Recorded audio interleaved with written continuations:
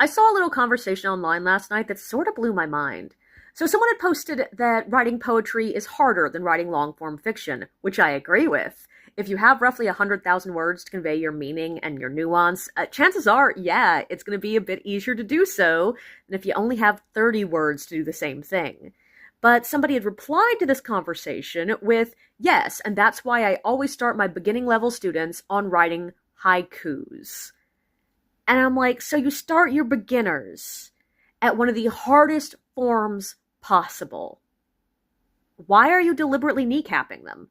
Like, I get that a lot of people do find incredible restrictions very inspiring, very evoking creativity, because, like, yeah, if you cannot say things the way you normally say them, you have to find a new way of saying it. And sometimes that new way of saying it will be the most powerful thing possible. But that's for when you already have a way of saying it. When you already know what you want to say, and you already have an idea of how stories work, and you already have the feeling of what kind of stories you want to tell, it can be incredibly useful to try to force yourself to tell them in different ways.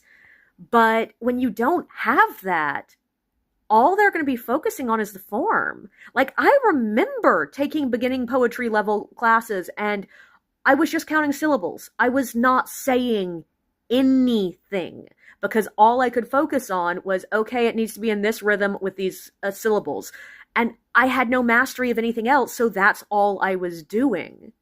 You are basically handing your students a controller and asking them to sit down and play the hardest game out there on hard mode when they don't even know how to use the controller.